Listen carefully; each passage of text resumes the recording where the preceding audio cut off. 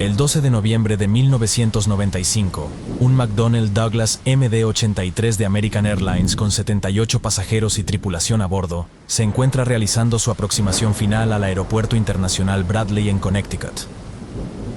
La tripulación está ansiosa por llegar al aeropuerto, pero la zona se encuentra bajo una intensa lluvia torrencial y las turbulencias no dan tregua.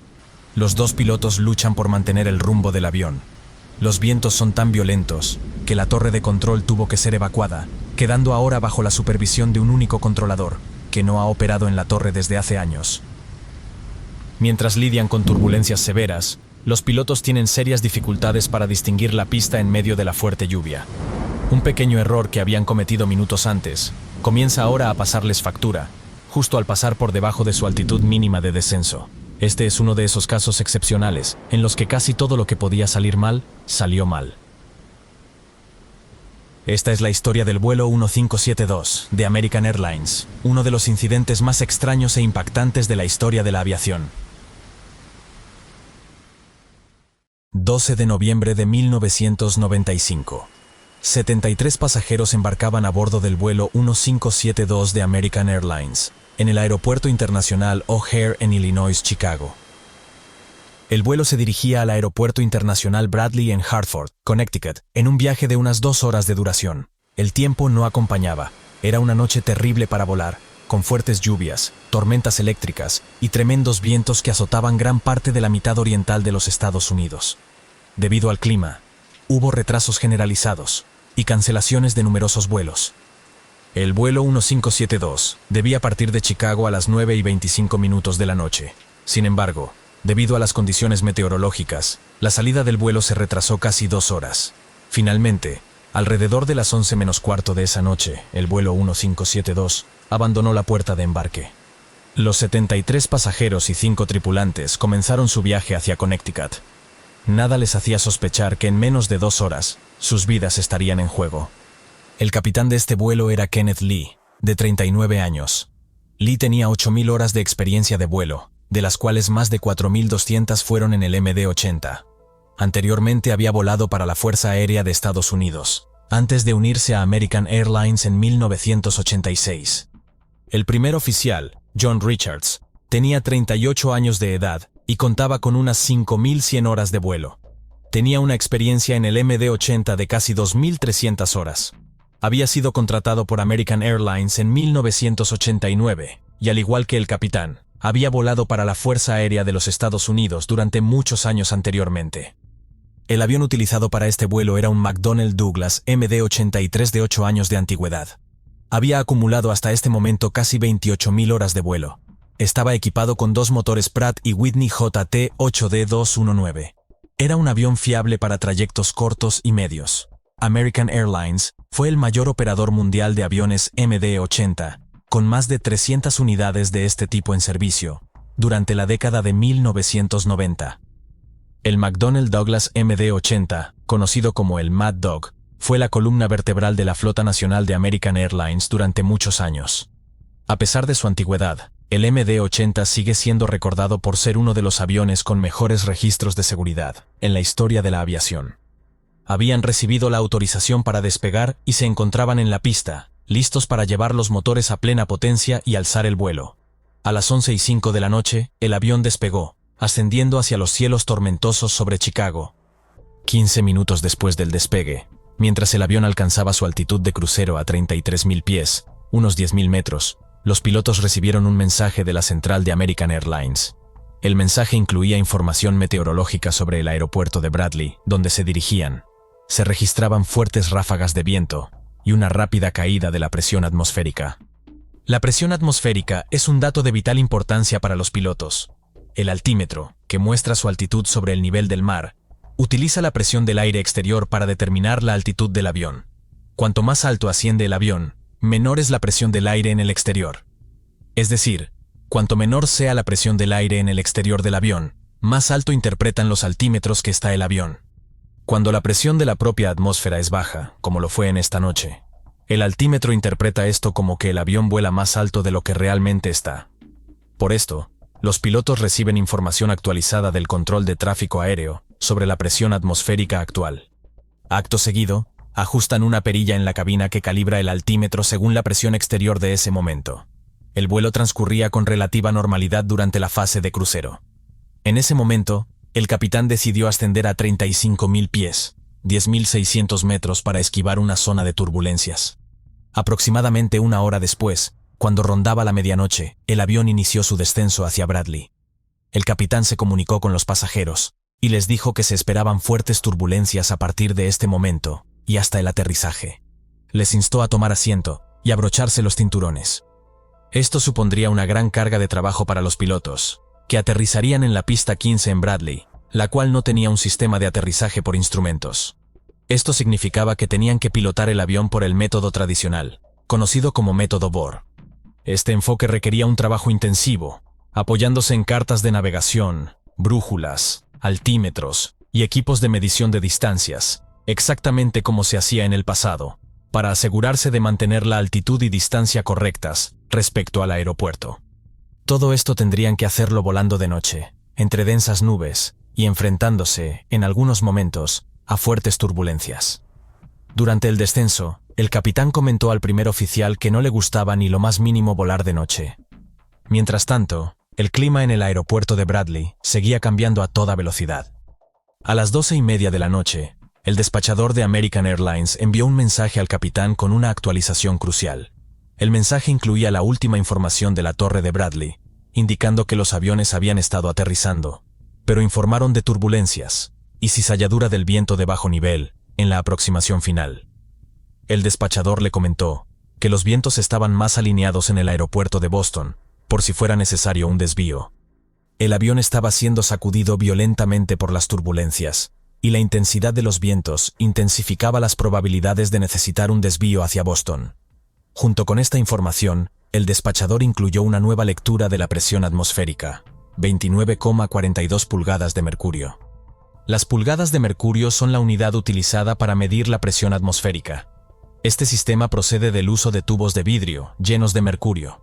El mercurio asciende o desciende, dependiendo de la presión del aire. La presión atmosférica estándar es de 29,92 pulgadas de mercurio. Cualquier valor inferior indica baja presión. Al calibrar sus altímetros a la nueva presión de 29,42 pulgadas de mercurio durante el descenso, los pilotos pudieron ajustar correctamente la altitud del avión con respecto al nivel del mar, garantizando la precisión necesaria para la aproximación y aterrizaje.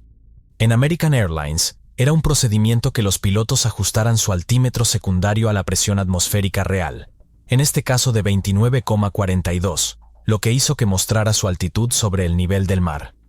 Durante la aproximación, los pilotos sincronizarían sus altímetros principales a un ajuste de presión específico, calibrado según la elevación del aeropuerto sobre el nivel del mar. En el caso del aeropuerto Bradley, su elevación es de 174 pies.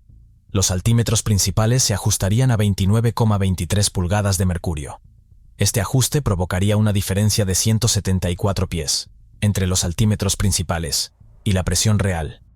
Esto significaba que, al aterrizar en Bradley, los altímetros principales marcarían 0 pies, en lugar de los 174 pies reales sobre el nivel del mar, 53 metros. La ventaja de este método era que estandarizaba todas las aproximaciones. Sin importar a qué aeropuerto volara la tripulación, los altímetros siempre mostrarían lecturas consistentes durante la aproximación y marcarían 0 en el momento de aterrizar.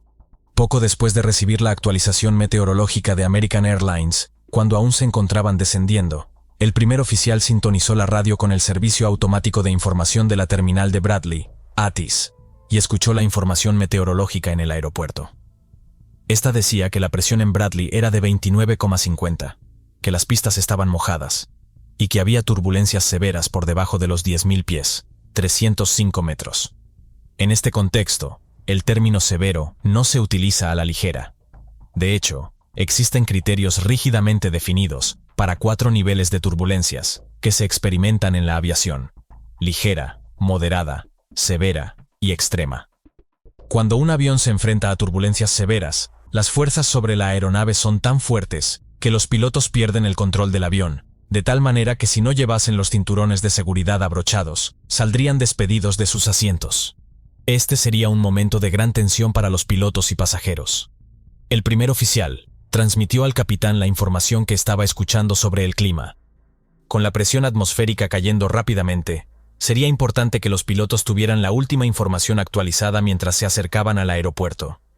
Poco después, el control de tráfico aéreo solicitó al vuelo 1572 descender a 11.000 pies, 3.350 metros, y el controlador informó a los pilotos de un ajuste de presión actualizado de 29,40 pulgadas de mercurio. Este valor provenía de una observación meteorológica realizada a las 11:30, que ya tenía más de una hora de antigüedad. Sin embargo, seguía siendo más actual que el resto de informes disponibles para los pilotos. En ese momento, la presión atmosférica real había descendido considerablemente y continuaba cayendo. De hecho, el avión estaba ahora a más de 50 pies, 15 metros, por debajo de lo que indicaban sus altímetros. A la altitud actual, esta discrepancia era insignificante, pero a medida que se acercaran al aeropuerto, en condiciones de lluvia intensa y visibilidad reducida, esta diferencia resultaría fatal. Unos minutos después, mientras descendían a 11.000 pies, 3.350 metros, la tripulación revisaba la lista de verificación para el aterrizaje.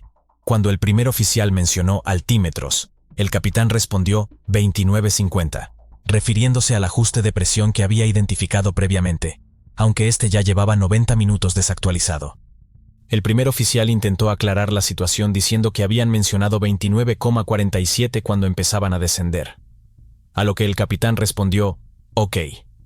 Aunque el primer oficial estaba en lo cierto al señalar que el capitán había mencionado un ajuste de altímetro obsoleto, cometió un error al recordar el valor actualizado, proporcionado por el control de tráfico aéreo durante el descenso. El controlador había indicado que el ajuste correcto era 29,40, pero el primer oficial lo recordó erróneamente como 29,47. Este ajuste equivocado, cuando se introdujo en el altímetro de reserva, hizo que éste mostrara una altitud aproximadamente de 40 pies más alta de lo que habría indicado el valor correcto, 12 metros. A pesar de este error, el primer oficial configuró los altímetros principales con el valor obsoleto de 29,23, probablemente considerando la elevación del aeropuerto. Esta discrepancia entre el altímetro principal y el de reserva no debería haber sido problemática, ya que los procedimientos de aproximación incluyen una verificación para asegurar que la diferencia entre los altímetros coincida con la altitud del aeropuerto sobre el nivel del mar. En ese momento, este detalle no parecía representar un problema inmediato. La presión atmosférica seguía cayendo rápidamente. Cuando los pilotos estaban en la aproximación final, la presión atmosférica real había caído a 29,24 pulgadas de mercurio, mientras que en sus altímetros aparecía una altitud de 70 pies por encima de su altitud real, 21 metros. Los ajustes del altímetro de los pilotos ahora estaban doblemente equivocados. La presión atmosférica real era inferior a la que el control del tráfico aéreo había informado y era aún más baja que la utilizada por los pilotos a bordo. A medida que continuaban el descenso, los pilotos comenzaron a informar sobre la aproximación a la pista 15 en Bradley. El capitán señaló que la altura del aeropuerto sobre el nivel del mar era de 174 y lo confirmó con el primer oficial. Sin embargo, los pilotos no se percataron de que la diferencia entre su altímetro de reserva y sus altímetros primarios era de 240 pies, 73 metros, en lugar de la elevación del aeropuerto de 174 pies, 53 metros. Esto se debió a que el primer oficial había ajustado la presión incorrectamente en 29,47 pulgadas en el altímetro de reserva, en lugar de los 29,40 que les había proporcionado el controlador. A la 1:15, el vuelo 1572 se acercaba al aeropuerto. El primer oficial se puso en contacto con el control de aproximación, quien les autorizó a descender a 4.000 pies, 1.220 metros, y les proporcionó la velocidad y dirección actual del viento. El viento soplaba desde los 170 grados, a una velocidad constante de 29 nudos, 52 kilómetros por hora. Al escuchar esto, los pilotos se sintieron aliviados. No obstante, aunque la dirección del viento era buena, casi en la misma dirección que la pista, este era fuerte, y tenía ráfagas de hasta 39 nudos, es decir, más de 70 kilómetros por hora. Los vientos eran tan intensos que el agua comenzó a filtrarse por las ventanas en la torre de control, lo que obligó a evacuarla. Sin un controlador presente en la torre para autorizar el aterrizaje, la última comunicación oficial con la aeronave quedó a cargo del controlador de aproximación. Además de proporcionar la información sobre los vientos, El controlador también debería haber informado a los pilotos sobre la presión atmosférica al establecer el contacto inicial. Esto no solo era un requisito reglamentario, sino que también habría sido una medida prudente, teniendo en cuenta la rapidez con la que estaba bajando la presión. Sin embargo, el controlador olvidó incluir esta información cuando se comunicó con la tripulación. En ese momento, la última información de presión atmosférica disponible para el controlador era de 29,38, aunque pronto descendería a 29,36. Si hubiera transmitido este dato a los pilotos, habrían podido reajustar sus altímetros, lo que habría reducido su altitud aparente en 60 pies, 19 metros. En otras palabras, debido a este error del controlador, la aeronave volaba ahora 60 pies, 19 metros, más bajo de lo que los pilotos creían. El controlador autorizó a la tripulación para la aproximación a la pista 15. El avión se encontraba a unas 15 millas del aeropuerto, 24 kilómetros, a 3.500 pies, 1.060 metros, y alineado con la pista. En ese mismo instante, el capitán conectó el radar meteorológico, una pequeña antena ubicada en el morro del avión que barre una parte del espacio aéreo en forma de cono frente al avión. El capitán, al observar que no había tormentas en la zona, decidió apagar el radar. Mientras tanto, estaba utilizando el piloto automático en el modo VOC-LOC, en el que el sistema intenta guiar a la aeronave, basándose en las señales de las radiobalizas terrestres. Sin embargo, los fuertes vientos impedían que el piloto automático mantuviera el rumbo previsto. Ante esta situación, el capitán cambió el piloto automático al modo de selección de rumbo, Heading Select, y ajustó manualmente el dial para redirigir la aeronave hacia un rumbo que les alineara con la pista. Los pilotos ya habían preparado completamente el avión para el aterrizaje. Habían establecido los flaps en 40 grados, y el tren de aterrizaje estaba desplegado y bloqueado.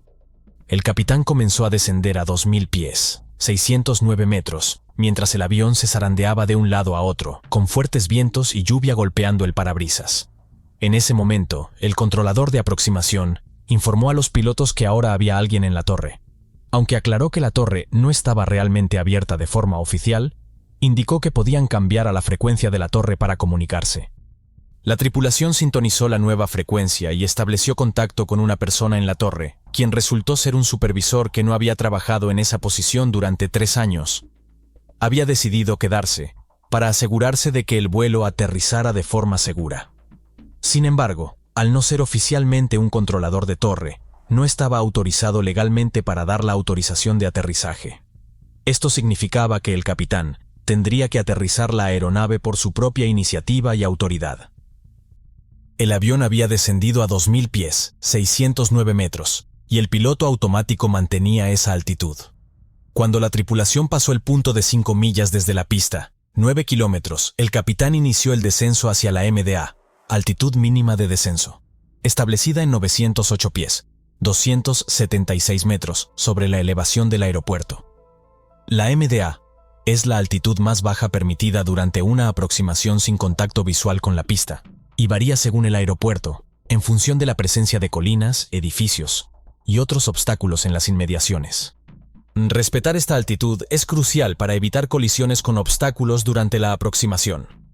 En el caso del aeropuerto de Bradley, había una colina situada a unas 2,5 millas del umbral de la pista 15, 4,5 kilómetros, con su punto más alto a 819 pies, 250 metros. Sin embargo, las cartas de aproximación utilizadas por la tripulación no indicaban la presencia de esta colina, lo que representaba un peligro significativo en estas condiciones. En ellas aparecía sin especificar un obstáculo a 819 pies de altura, 250 metros, que podría haber sido cualquier cosa, como una antena. Si los pilotos hubieran tenido unas cartas de navegación con la información completa, habrían sabido que era una extensión de terreno, en lugar de un único punto. El capitán seleccionó el modo de velocidad vertical en el piloto automático, configurando el avión para descender a una tasa de 1.000 pies por minuto, 18 kilómetros por hora. El plan era que al llegar a 908 pies, 276 metros, activaría el modo de mantenimiento de altitud para estabilizar el avión hasta que pudiera ver la pista. A la 1:05 de la madrugada, cuando la aeronave se acercaba a los 1.000 pies, el supervisor en la torre comunicó por radio una alerta de cizalladura del viento. Este fenómeno, caracterizado por cambios bruscos en la dirección o intensidad del viento en distancias cortas, representa un riesgo significativo, especialmente durante las aproximaciones finales. Los procedimientos de aproximación de American Airlines requerían que el piloto que no estuviera al mando, en este caso el primer oficial, anunciara 3 altitudes clave durante la maniobra para garantizar un aterrizaje seguro. La primera era cuando la aeronave estuviera a 1000 pies sobre el nivel del aeropuerto, 304 metros. La segunda al llegar a 100 pies por encima de la altitud mínima de descenso, 30 metros. Y la tercera al alcanzar la altitud mínima de descenso. Al llegar a los 1000 pies, 304 metros, el primer oficial del vuelo 1572 realizó el anuncio correspondiente, pero no hizo lo mismo al llegar a los 100 pies, 30 metros, por encima de la MDA, altitud mínima de descenso. Sin embargo, recordó al capitán que la altitud mínima de descenso era de 908 pies, 276 metros, un recordatorio crucial en ese momento. Mientras el avión se aproximaba a la MDA, altitud mínima de descenso, el primer oficial buscaba visualmente el aeropuerto a través del parabrisas, bajo una intensa lluvia. Pero al volver a revisar los instrumentos, notó que la aeronave había descendido por debajo de los 908 pies, 276 metros, y alertó al capitán. Este reaccionó inmediatamente intentando estabilizar el avión con el botón de mantenimiento de altitud del piloto automático. En ese instante, la alarma de Sink Rate, velocidad de descenso, se activó, advirtiendo que la aeronave estaba descendiendo demasiado rápido. De repente, mientras la aeronave volaba a más de 250 km por hora, el avión impactó contra las copas de los árboles, en la cresta de una colina cercana. El impacto sacudió violentamente el avión, ocasionando un estruendoso ruido por toda la cabina. Las ramas impactaron contra los motores, provocando incendios en ambos. A pesar de todo, la aeronave aún se encontraba a poco más de media milla del aeropuerto, menos de 1 kilómetro. El capitán aceleró a máxima potencia y colocó los flaps en 15 grados. La velocidad del avión ahora estaba disminuyendo y el avión comenzó a descender. Cuando revisó los instrumentos, el capitán se percató de que el motor izquierdo estaba averiado. Por suerte, tenían la pista justo enfrente. El capitán reaccionó rápidamente tras el impacto inicial, ordenando al primer oficial que contactara con la torre de control para informar del descenso y de la emergencia. El primer oficial transmitió el mensaje sin demora. El capitán, consciente de la gravedad de la situación, decidió desplegar los flaps completamente, una maniobra arriesgada. Aunque reduciría la velocidad del avión, esperaba ganar sustentación adicional, que ralentizaría el descenso y permitiría extender el planeo hacia la pista. Mientras la aeronave descendía rápidamente, el sonido de la alarma de velocidad sonaba por toda la cabina.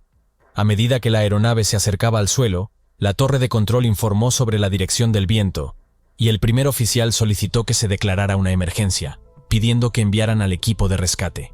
La torre de control respondió que ya estaban en camino. Las alarmas seguían sonando, indicando que el avión estaba demasiado bajo para una aproximación segura. Pero el primer oficial mantenía su concentración, asegurando al capitán que lo lograrían.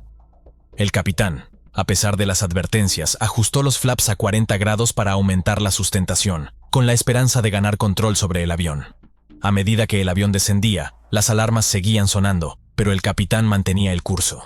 La aeronave golpeó de nuevo contra la copa de un árbol muy cerca de la pista, y luego volvió a golpear con las antenas del sistema ILS en el inicio de la pista, antes de tocar tierra. El capitán, a pesar de los impactos recibidos y el daño sufrido en la aeronave, logró aterrizar con éxito. Una vez en tierra, solicitó inmediatamente apagar los motores y activar los sistemas de extinción de incendios, que rociaron retardantes sobre los motores en llamas, apagando los incendios de manera efectiva. Finalmente, el capitán dio la orden de evacuar el avión. Todos los pasajeros y miembros de la tripulación pudieron abandonar la aeronave ilesos, salvo una persona que sufrió heridas leves. Este aterrizaje fue un testimonio del excepcional liderazgo y la calma bajo presión del capitán y su equipo. Los investigadores de la Junta Nacional de Seguridad del Transporte, NTSB, determinaron que la causa principal del accidente fue que la tripulación no mantuvo la altitud mínima de descenso durante la aproximación. El primer oficial cometió un error crítico al desviar su atención del panel de instrumentos para mirar a través del parabrisas en busca del contacto visual con la pista, mientras el avión descendía hacia la altitud mínima permitida. Este descuido hizo que perdiera la atención en monitorizar correctamente la altitud, lo que llevó a la aeronave a descender por debajo de la altitud mínima de descenso establecida, desencadenando una serie de eventos trágicos. Su trabajo consistía en observar cuidadosamente los instrumentos mientras el capitán pilotaba el avión y avisar al capitán cuando llegasen a la altitud mínima de descenso. Si hubiera hecho esto, el capitán habría mantenido el avión a la altitud mínima de descenso y no habrían chocado contra los árboles, incluso con el altímetro configurado incorrectamente. El informe también citó como causa que la tripulación no solicitó ayuda para realizar el ajuste del altímetro durante la aproximación. Si hubieran recibido la configuración actualizada de 29,38 pulgadas de mercurio, probablemente no habrían impactado contra los árboles. El informe también indicó que la negligencia del controlador fue también un factor que contribuyó al accidente, ya que no les proporcionó la configuración actualizada. La NTSB también señaló la decisión del capitán de presionar el botón de retención de altitud, cuando el primer oficial le alertó de que había caído por debajo de la altitud mínima de descenso. En este punto, debería haber asumido el control manual de la aeronave, haciendo ascender el avión de nuevo a la altitud mínima de descenso. Al presionar el botón de retención de altitud, el avión continuó su descenso progresivamente, lo que hizo que siguiera descendiendo hasta una altitud por debajo de la altitud mínima de descenso. Esta fue una situación extremadamente peligrosa. Si el ajuste del altímetro no hubiera estado tan desactualizado, o si los pilotos hubieran continuado el descenso por más tiempo, es probable que el avión hubiera impactado directamente contra la cresta de la colina, lo que habría resultado en un terrible final, provocando una pérdida masiva de vidas. A pesar de la severidad del informe final sobre el fracaso de la tripulación al no reconocer ni responder adecuadamente al descenso por debajo de la MDA, el informe también elogió sus acciones después del impacto con los árboles. En una cita directa del informe, se destaca lo siguiente: independientemente del hecho de que la tripulación de vuelo descendió por debajo de la MDA, sus acciones después del impacto inicial con los árboles fueron dignas de mención. Los flaps del borde de ataque y del borde de salida del avión resultaron gravemente dañados. Uno de los motores falló inmediatamente después del impacto contra los árboles, y el otro motor falló poco después.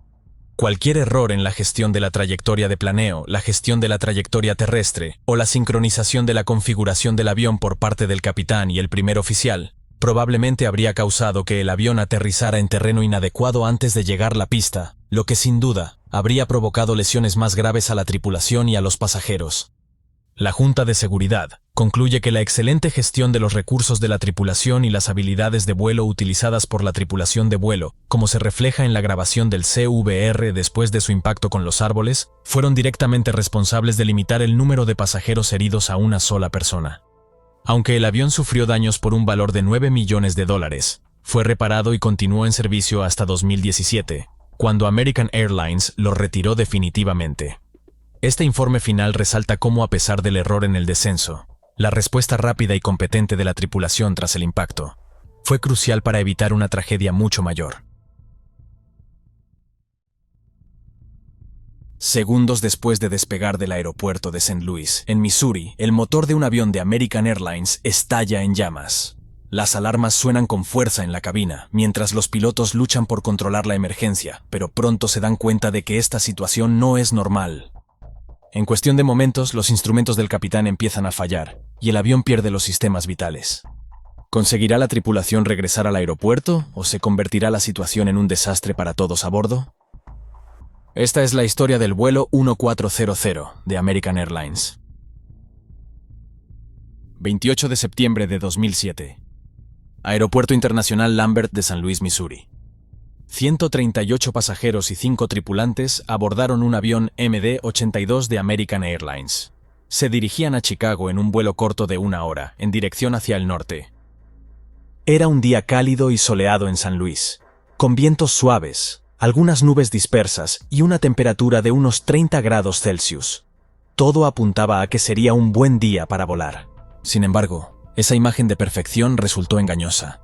Mientras los pasajeros subían al avión y tomaban sus asientos, no tenían idea del peligro que se avecinaba. El capitán de este vuelo tenía 59 años y llevaba 17 años trabajando para American Airlines. Durante los últimos 4 años, había sido primer oficial del Boeing 777, y ahora, a solo 6 meses de jubilarse, había vuelto a ser capitán en el MD-80. Con más de 14.000 horas de vuelo acumuladas, 6.000 de ellas como capitán, contaba con una amplia experiencia. Su carrera comenzó en la Fuerza Aérea de los Estados Unidos en 1970 y desde que se unió a American Airlines, su historial de entrenamiento y desempeño había sido impecable. El día anterior al accidente, el capitán estaba de servicio de reserva en su domicilio de Chicago, Illinois. Se fue a dormir sobre las 10 de la noche anterior al accidente y se despertó a la mañana siguiente sobre las 7, cuando desde American Airlines le llamaron para comunicarle que tenía programado el vuelo 1400. El capitán usaba gafas para visión cercana y las llevaba puestas durante este vuelo. Sentado a su derecha se encontraba el primer oficial, de 43 años.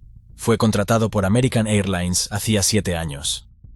A lo largo de su carrera, había acumulado alrededor de 7.000 horas de vuelo, 3.000 de ellas en el MD-80. Antes de unirse a American Airlines, había sido piloto en las Fuerzas Aéreas de Estados Unidos, en la Guardia Nacional y en General Motors. Al igual que el capitán, tenía un historial impecable de seguridad y rendimiento en su tiempo con American Airlines. Sin embargo, como veremos a continuación, no todos los problemas se hacen evidentes durante el entrenamiento o en las evaluaciones de desempeño. A bordo de la aeronave también iban 3 auxiliares de vuelo, todas cualificadas y con la formación al día para el MD-82. La primera auxiliar de vuelo era la jefa de cabina y estaba ubicada en el asiento de la parte delantera. Había sido contratada por American Airlines, al igual que el primer oficial, hacía 7 años. La segunda auxiliar de vuelo tenía asignado el asiento de popa, cerca de la salida de cola. Llevaba trabajando para American Airlines unos 15 años. La tercera auxiliar de vuelo ocupaba el asiento trasero izquierdo y al igual que su compañera había sido contratada por American Airlines, hacía 15 años. El avión del vuelo 1400 era un McDonnell Douglas. Fue fabricado en febrero de 1988 y adquirido por American Airlines en marzo de ese mismo año. Hasta este momento, la aeronave había acumulado un total de 57.744 horas de vuelo. El avión estaba configurado con 2 asientos para la tripulación de vuelo y un asiento adicional para un observador en la cabina. La capacidad de pasajeros era de 124 asientos en clase turista y 16 en primera clase. El avión estaba equipado con 2 motores turbofan Pratt & Whitney JT8D219 de doble rotor. El motor izquierdo había acumulado unas 43.784 horas de vuelo y el motor derecho unas 59.507 horas de vuelo. Su última inspección y revisión de mantenimiento importantes se habían realizado 76 horas antes de este vuelo. El vuelo 1400 comenzó a tener problemas casi de inmediato. Cuando los pilotos intentaron arrancar el motor izquierdo, este simplemente no encendía. No podían llegar a Chicago con un solo motor, así que contactaron con el equipo de tierra para poder realizar un arranque manual. El arranque manual no se realiza simplemente girando las aspas del motor a mano, sino que implica que un miembro del equipo en tierra introduzca y gire una llave especial en el lateral del motor para abrir la válvula de arranque. Al abrir la válvula, se introduce aire a alta presión en el motor, lo que hace que las aspas del compresor en el núcleo comiencen a girar y el motor se ponga en marcha. Sin embargo, cuando el miembro del equipo en tierra llegó, no fue precisamente eso lo que hizo. En realidad, era bastante común que el personal de tierra en American Airlines no siguiera el procedimiento tal como estaba prescrito. Esto se debía a que localizar la llave específica para el arranque manual tomaba demasiado tiempo. En lugar de hacerlo siguiendo los manuales, el operador del equipo de tierra usó un destornillador para presionar un botón en la parte inferior del motor y conseguir el mismo resultado.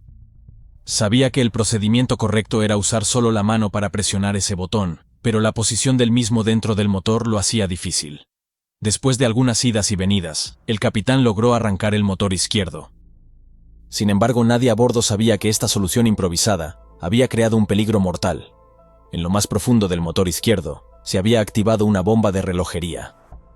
Con todo el equipaje cargado, llegó el momento de despegar. Era viernes, y muchos de los pasajeros estaban deseando comenzar su viaje de fin de semana a Chicago. A la 1:05 de la tarde, el avión se alejó de la puerta, completamente cargado con combustible, equipaje y sus 143 pasajeros y tripulantes. Los pilotos iniciaron el rodaje hacia la pista 30 en San Luis, aliviados de haber dejado atrás el inconveniente con el motor. El personal de tierra no fue el único en mostrar falta de atención ese día. Mientras los pilotos se dirigían a la pista, un ambiente relajado se apoderó de la cabina. El capitán comentó que se sentía ambivalente ahora que solo le quedaban 6 meses para jubilarse.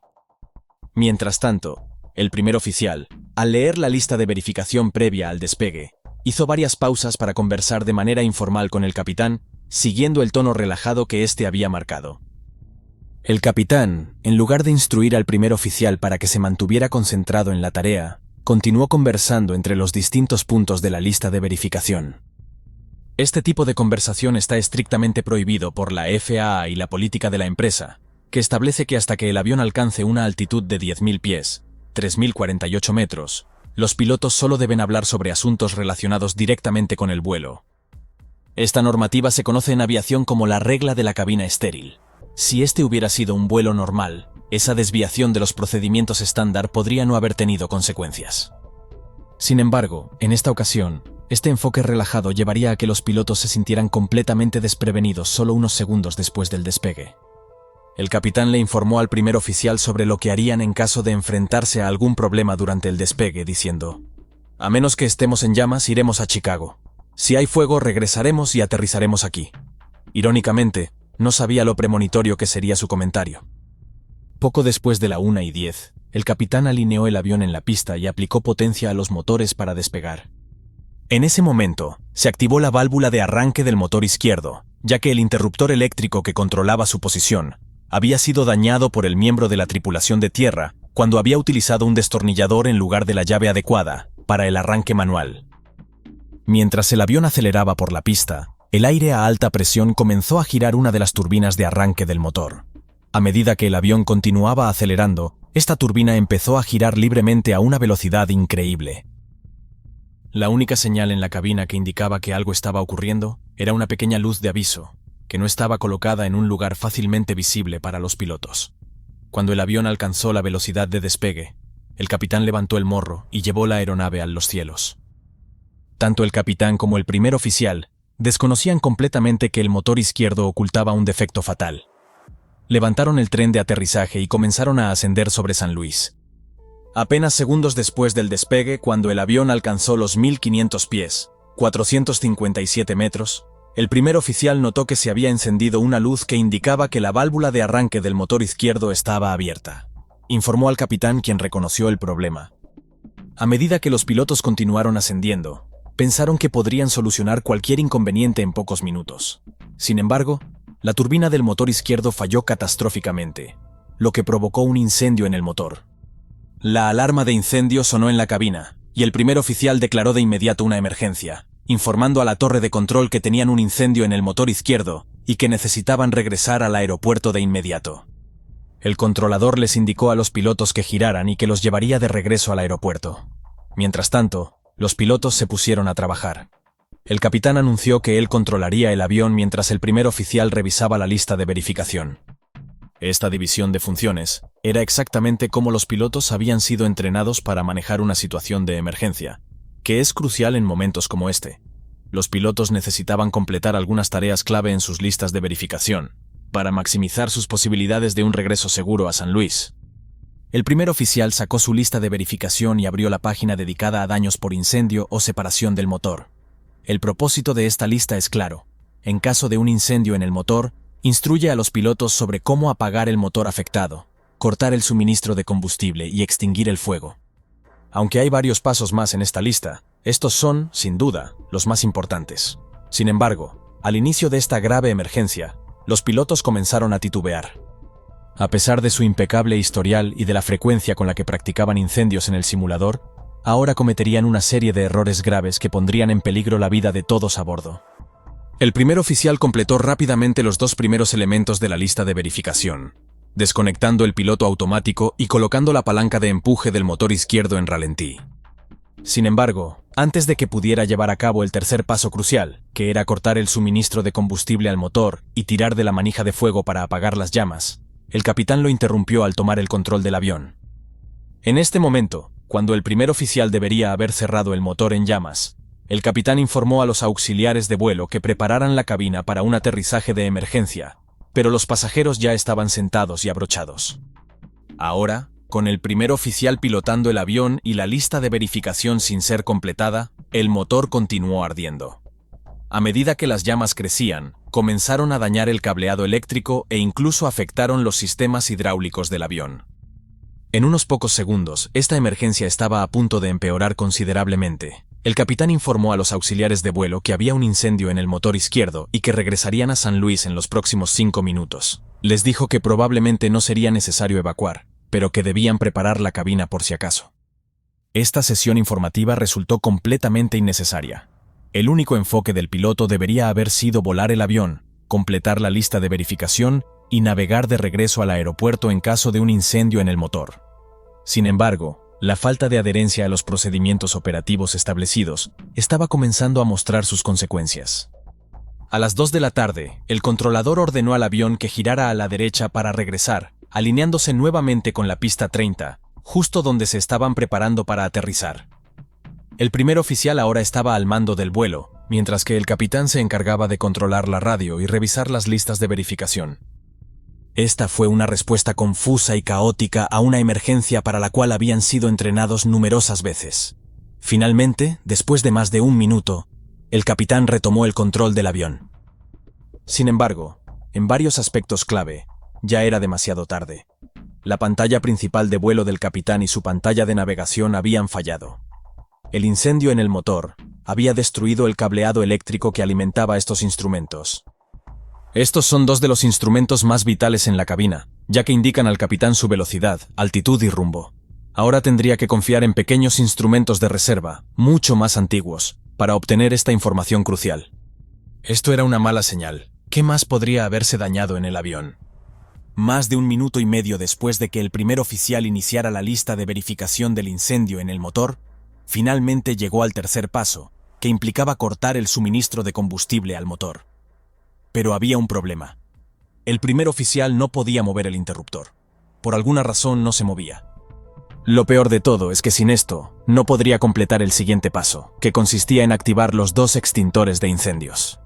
En medio de la desesperación, el primer oficial intentaba apagar el incendio. La alarma de incendio seguía sonando inquietantemente en la cabina. El motor derecho estaba funcionando a alta velocidad, solo para compensar la pérdida de empuje del motor izquierdo, que ahora no producía potencia. El capitán se esforzaba por controlar el avión averiado mientras el avión comenzaba a inclinarse hacia la izquierda, lo que aumentaba la presión sobre el motor derecho. Los pilotos estaban abrumados y necesitaban regresar al aeropuerto lo más rápido posible, pero no tenían idea de que sus problemas acababan de comenzar. Los sistemas eléctricos de la aeronave comenzaron a fallar, y empezaron a perder más instrumentos. El capitán señaló que la luz indicadora de desbloqueo del inversor para el motor izquierdo estaba encendida. En un MD-80, si alguna de las palancas de empuje se despliega, podría significar un desastre. La luz que les indicaba que el inversor estaba desbloqueado se iluminó, pero se preguntaban si esto era real o simplemente otra falla del sistema. La información generada por el sistema eléctrico de la aeronave era defectuosa, lo que ponía a los pilotos en una situación de nerviosismo. Las alarmas seguían sonando, recordándoles que el incendio en el motor izquierdo aún ardía con fuerza. El capitán le indicó al primer oficial que tirara de la manija del fuego, un paso que debió haberse hecho hace minutos. Sin embargo, el primer oficial no había podido cortar el suministro de combustible al motor. Finalmente, el primer oficial tiró de la palanca de fuego, pero para su horror, los extintores no se descargaron. La pregunta sobre qué estaba sucediendo con el avión no era algo que los pilotos pudieran permitirse resolver en ese momento. Necesitaban regresar a la pista rápidamente. En ese mismo instante, el control de tráfico aéreo les ordenó volar en rumbo 250 grados para prepararlos para aterrizar en la pista 30 en San Luis. Los pilotos estaban al borde del colapso, con 138 vidas en juego. En ese momento, la puerta de la cabina se abrió inesperadamente. El mecanismo de bloqueo eléctrico que la mantenía cerrada también había fallado. El primer oficial estiró la mano para intentar cerrarla, pero solo chocó contra el marco, haciendo que se abriera nuevamente. Lo intentó una y otra vez, pero la puerta no se cerraba. El MD-80 se estaba desmoronando y el vuelo 1400 estaba a solo unos minutos del aeropuerto. Los pilotos habían logrado maniobrar su avión dañado por el área del aeropuerto y ahora intentaban llegar a la pista. El primer oficial seguía tratando de cerrar la puerta de la cabina, pero sin éxito. Mientras tanto, el capitán había logrado descargar ambos extintores en el motor, y finalmente, el incendio parecía estar bajo control. Sin embargo, esa no era la buena noticia que esperaban, ya que el motor izquierdo había estado en llamas el tiempo suficiente como para causar daños significativos. A medida que se acercaban a la pista, esta ya era visible a unas 6 millas de distancia. El capitán y el primer oficial, mientras volaban hacia ella, discutieron los ajustes necesarios para los flaps y la velocidad de aproximación para el aterrizaje. El primer oficial bajó la palanca de aterrizaje y realizó algunos ajustes finales, como activar las bombas hidráulicas y ajustar los indicadores de velocidad, conocidos como bugs, para que el capitán supiera a qué velocidad debía volar en la aproximación. Después, el primer oficial bajó los flaps a 23 grados para permitir que el avión desacelerara adecuadamente para el aterrizaje. Al mismo tiempo, el capitán intentó activar la unidad de potencia auxiliar, APU, que proporcionaría una fuente adicional de electricidad y potencia hidráulica, dado que el avión ahora dependía completamente de la energía del motor derecho. Sin embargo, la APU no funcionaba. Por alguna razón, los pilotos no lograron ponerla en marcha. Este no era un incendio de motor común.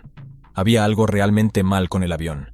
La gran variedad y complejidad de estos fallos no eran algo para lo que los pilotos se habían preparado durante todos sus años de vuelo. Era un nuevo tipo de emergencia, y sin que ellos lo supieran, era una crisis que habían provocado por su confusa reacción ante la advertencia inicial del incendio.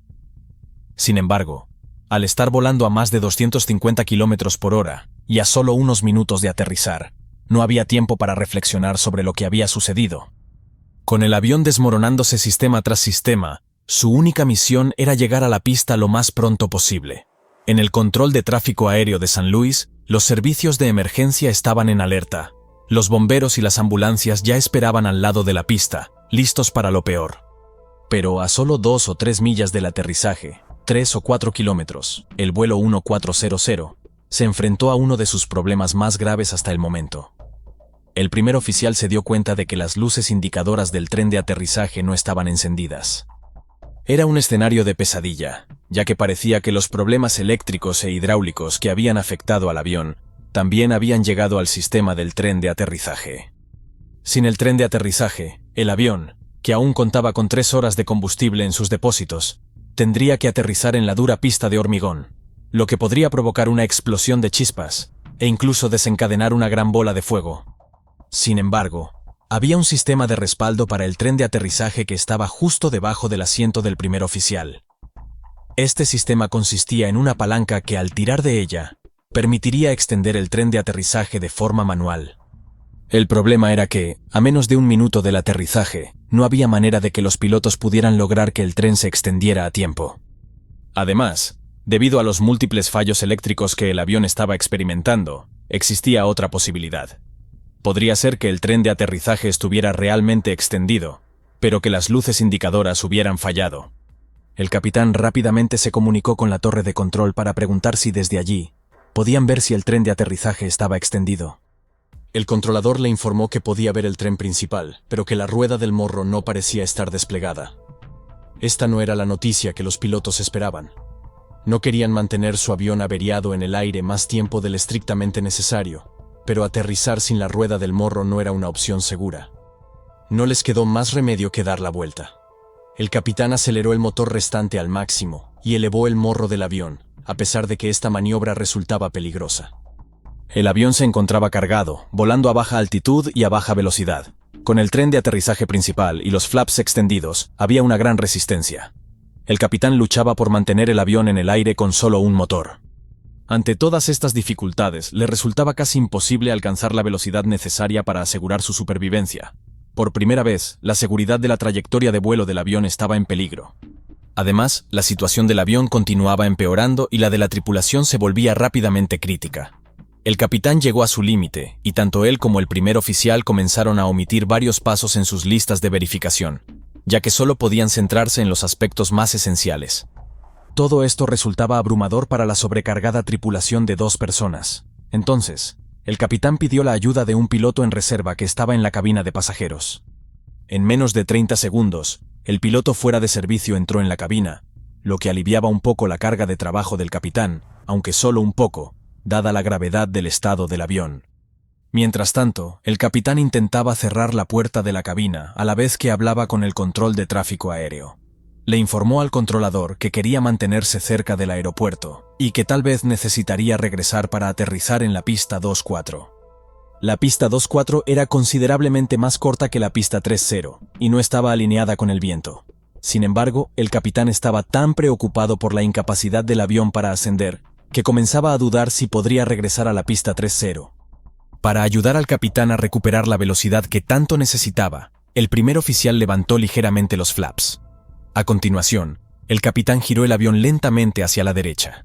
Aunque el controlador había autorizado un ascenso a 3.000 pies, 914 metros, era evidente que a la velocidad actual no podrían alcanzar esa altitud. A pesar de que necesitaba mantener la potencia del motor restante, el capitán era consciente de que no podía sobrecargarlo. Lo último que necesitaba era que su único motor se agotara y fallara también. Informó a la tripulación de que debía regresar y aterrizar de inmediato, ya que no lograba mantener la velocidad necesaria. Como piloto al mando, era plenamente consciente de lo difícil que le resultaba mantener el avión en vuelo. Para intentar solucionar el problema de la velocidad, el primer oficial propuso retraer completamente los flaps. Esto reduciría el tamaño efectivo de las alas y mejoraría la aerodinámica, disminuyendo la resistencia al avance. Sin embargo, al capitán le preocupaba que eso pudiera causar una pérdida de sustentación, algo crucial en ese momento. Finalmente, optaron por un término medio. El primer oficial retraería los flaps traseros, responsables de la mayor parte de la resistencia, mientras que los flaps delanteros permanecerían extendidos. El capitán sabía que debían aterrizar pronto. Si continuaban volando, podrían agotar el motor restante o volverse tan lentos que el avión comenzara a descender. En la parte trasera del avión, no solo los pasajeros estaban nerviosos. Los asistentes de vuelo también podían sentir que algo no iba bien. El hecho de que los pilotos hubieran abortado su aterrizaje y llamado a un piloto fuera de servicio para que subiera a la cabina no generaba demasiada confianza. Todos sabían que la situación era grave. El primer oficial preguntó al capitán qué pista debían usar para aterrizar. Este respondió que quería la pista más larga. El piloto de relevo indicó que esa era la pista 30 a la izquierda, que era 2.000 pies, 609 metros, más larga que la siguiente pista disponible. Dada la falta de control y los problemas hidráulicos de la aeronave, esos 2.000 pies o 609 metros podrían marcar la diferencia. El piloto de relevo, que estaba en la cabina, notó algo alarmante. El avión había perdido toda la presión hidráulica en el lado derecho. Esto explicaba por qué la rueda del morro no se había desplegado, y junto con la pérdida del sistema hidráulico izquierdo, ayudaba a comprender las dificultades que estaba enfrentando el capitán para controlar la aeronave. En ese momento, el avión volaba paralelo a la pista 30, con el controlador guiando a los pilotos para su aterrizaje. El capitán seguía luchando por mantener la altitud, pero su velocidad estaba aumentando gradualmente gracias a la elevación de los flaps. La urgencia crecía a medida que la situación del avión continuaba deteriorándose. El primer oficial decidió intentar bajar el tren de aterrizaje, ya que era mejor hacerlo ahora que esperar hasta el último momento. Inmediatamente accionó la palanca de extensión del tren de aterrizaje situada bajo su asiento. Para su gran alivio, los pilotos oyeron cómo se abrían las puertas del compartimento y vieron cómo las ruedas comenzaban a desplegarse lentamente. El primer oficial contactó con la torre de control para confirmar si podían ver la rueda de morro. Aunque las luces indicadoras seguían sin encenderse, en esta ocasión, la tripulación recibió la noticia que tanto necesitaban. La torre confirmó que el tren de aterrizaje estaba desplegado correctamente. Ahora, a solo minutos de aterrizar, era el momento de que la tripulación informara a los pasajeros sobre lo que podían esperar. Hasta ese momento, habían estado bastante desinformados sobre lo que estaba ocurriendo. En esta ocasión, el capitán delegó esta tarea al piloto fuera de servicio, quien se conectó al intercomunicador y les explicó a los pasajeros que pronto realizarían un aterrizaje de emergencia. Les pidió que se abrocharan el cinturón de seguridad y siguieran las instrucciones de los asistentes de vuelo. Muchos pasajeros estaban aterrorizados y no tenían idea de qué esperar. Después de un extraño recorrido alrededor del aeropuerto, el vuelo 1400 finalmente se alineó con la pista 30. El controlador les había dado permiso para aterrizar, y ahora solo quedaba que el capitán recuperara el control del avión y asegurara la llegada sana y salva de los 142 pasajeros y miembros de la tripulación. Para facilitar el aterrizaje, el capitán permitió que el avión descendiera de forma controlada. El primer oficial ajustó los flaps a 28 grados, lo que ayudó a reducir la velocidad para la maniobra. Finalmente, llegaron algunas buenas noticias. las luces indicadoras del tren de aterrizaje comenzaron a funcionar. Los 3 indicadores estaban en verde, lo que significaba que el tren de aterrizaje no solo estaba abajo, sino que también estaba bloqueado en su posición. Esto fue un alivio, pero la presión sobre el capitán era inmensa. Debía evitar cualquier maniobra adicional a toda costa. El avión estaba ahora a solo 500 pies del suelo, 152 metros, y la pista estaba justo delante de ellos. El primer oficial le dijo al capitán que dado que el avión iba rápido, la mejor forma de aterrizar era reducir la potencia del motor. Justo antes del aterrizaje, el capitán permitió que el avión planease suavemente hacia la pista. En ese momento, el sistema de alerta de proximidad al suelo inició la cuenta regresiva de la altitud. Finalmente, el avión tocó tierra, y el capitán accionó los frenos de forma enérgica para detenerlo rápidamente. En cuestión de segundos, el avión se detuvo por completo en la pista tras deslizarse a gran velocidad. Los pasajeros rompieron en aplausos. Después de una experiencia tan angustiante, todos a bordo estaban finalmente a salvo. No obstante, a pesar de este desenlace favorable, surgieron muchas interrogantes. ¿Qué originó el incendio del motor y por qué causó tantos daños? Los investigadores de la Junta Nacional de Seguridad en el Transporte de Estados Unidos se pusieron manos a la obra de inmediato para esclarecer los hechos. Lo que descubrieron puso en evidencia fallos críticos en los procedimientos de mantenimiento de American Airlines. Finalmente se determinó que la causa por la cual el motor no arrancó al inicio del vuelo fue la desintegración de un filtro en su interior, lo que bloqueó el flujo de aire hacia una parte fundamental del motor. Este problema debería haberse detectado durante los procedimientos de mantenimiento de American Airlines. Sin embargo, se constató que dichos procedimientos eran insuficientes. Para agravar la situación, el equipo de tierra identificó incorrectamente la válvula del arrancador de turbina de aire como la causa del fallo en el motor, en lugar de detectar el problema real con el filtro. Además, recurrieron a un método no autorizado para intentar arrancar el motor, lo que desencadenó el incendio justo después del despegue. De este modo, se identificaron deficiencias en los procedimientos de mantenimiento y supervisión de American Airlines, junto con un equipo de tierra que estaba llevando a cabo prácticas no autorizadas. Sin embargo, desde un enfoque humano, las lecciones más importantes se centran en cómo los pilotos manejaron el incendio del motor en ese momento crítico. El informe final sobre este incidente recomendó a las aerolíneas que revisaran su formación para pilotos en lo que respecta a la asignación de tareas y la gestión de la carga de trabajo durante situaciones de emergencia. Esto es fundamental para garantizar que al utilizar listas de verificación de emergencia, los pilotos eviten realizar tareas no esenciales, como comunicarse con los asistentes de vuelo o interactuar con el control del tráfico aéreo. Si el primer oficial hubiera seguido con su lista de verificación de incendios del motor sin interrupciones, es muy probable que el avión hubiera podido regresar a San Luis en el primer intento, con problemas mínimos. Un piloto citado en el informe planteó una pregunta retórica. ¿Cuál es la mejor manera de prepararse para afrontar situaciones desconocidas donde no existen procedimientos establecidos? Los pilotos del vuelo 1400 no estaban preparados para lo inesperado, lo que se debió a una deficiente supervisión en los procedimientos de mantenimiento. Esta circunstancia les presentó un desafío imprevisto. En este caso, los pasajeros del vuelo 1400 tuvieron la suerte de sobrevivir, a pesar de que vivieron una experiencia extremadamente arriesgada.